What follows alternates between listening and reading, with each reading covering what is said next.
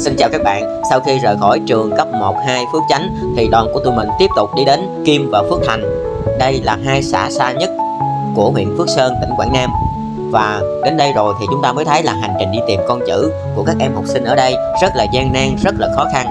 Nhưng các em vẫn quyết tâm, vẫn miệt mài để tìm con chữ, vì các em biết rằng ở đây chỉ có đi học thì mới đem đến cho mình một cuộc đời tốt hơn. Nhìn cuộc sống của các con ở đây mà chúng ta thấy rằng các em học sinh ở tại thành phố, ở vùng đồng bằng của chúng ta, các em thật là may mắn và hạnh phúc hơn các em ở miền núi rất là nhiều.